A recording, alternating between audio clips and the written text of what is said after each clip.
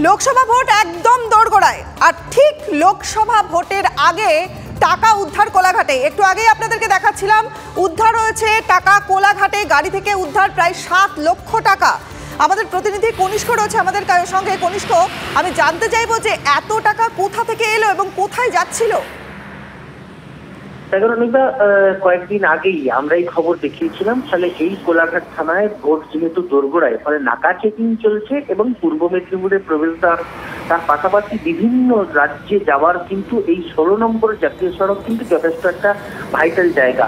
আর কোলাঘাট থানার অন্তর্গত এই নাকা চেকিং চলাকালীন গতকাল লাল রঙের একটি প্রাইভেট গাড়ি করে কলকাতার দিক থেকে গাড়িটির অভিমুখ ছিল ঝাড়খণ্ড। তাহলে সেই গাড়িটি যখন রাত্রিবেলা কোলাঘাট থানার পুলিশ এবং কোলাঘাট থানার বিডিও তারা নাকা চেকিং এ নামে, তখনই দেখা যায় গাড়িটির কথাবার্তা, মানে চালক যারা ছিল বা গাড়িতে যারা প্যাসেঞ্জার ছিল তাদের সঙ্গে কথাবার্তায় যথেষ্ট পরিমাণ অসঙ্গতি দেখা যায়। সেই অসঙ্গতি কথা থাকাকালীনই কিন্তু গাড়িতে চেকিং করতেই দেখা যায় বিপুল পরিমাণে টাকা।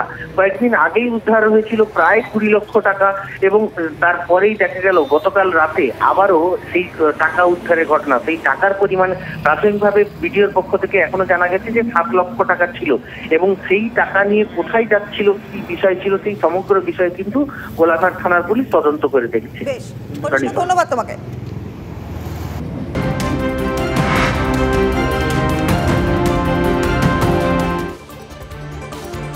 নরেন্দ্র মোদীর বিরুদ্ধে এবারও কংগ্রেসের প্রার্থী অজয় রায়। আগের 2 লোকসভা ভোটেও বারাণসী থেকে লড়ে হেরেছিলেন অজয়। হেভিওয়েট প্রার্থীর বিরুদ্ধে লড়ার দায়িত্ব এবারও অজয়ের কাঁধে। কি শাসক, কি বিরোধী, ভোট এলেই প্রতিশ্রুতির ফুলঝুরি ছোটে, কিন্তু ভোট ফুরালে সব ভোভা। প্রতিশ্রুতি আর পূরণ হয় না। ভোটের দেশে এমনই অভিযোগ হামেশাই ওঠে। উত্তর 24 পরগনার বাদুড়িয়ায় রাস্তা তৈরির জন্য বছর 2 আগে একটা ফলক বসেছিল, টাকাটাও অনুমোদন হয়েছিল, কিন্তু সেই রাস্তা আর তৈরি হয়নি। এলাকাবাসীর অভিযোগ যে টাকা আত্মসাৎ করেছেন তৎকালীন প্রাক্তন। সামনে আরও একটা ভোট, এবারও কি তারা রাস্তা পাবেন? প্রশ্ন তুলছেন এলাকাবাসীরা। কি ভাবছেন তো এটাও রাস্তা?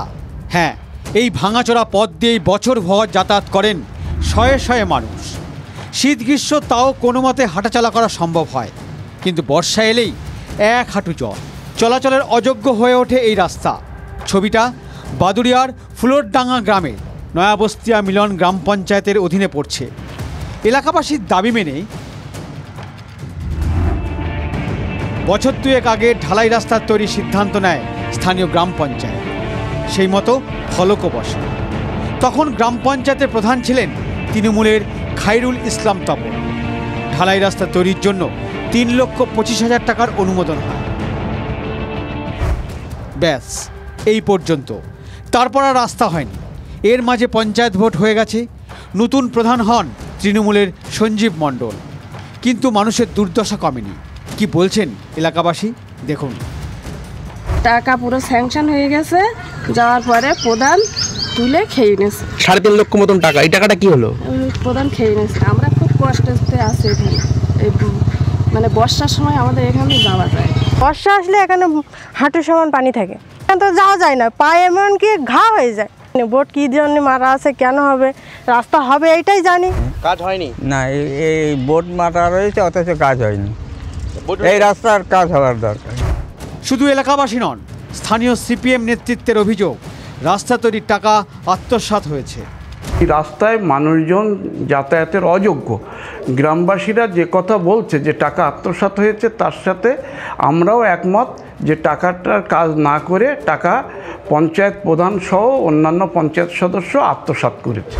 এলাকাবাসী এবং বিরোধীদের অভিযোগ উড়িয়ে দিয়ে কি বলছেন বর্তমান পঞ্চায়েত প্রধান?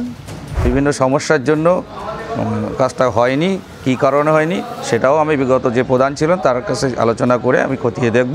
মনে হয় কোনো আত্মসাৎ হয়নি।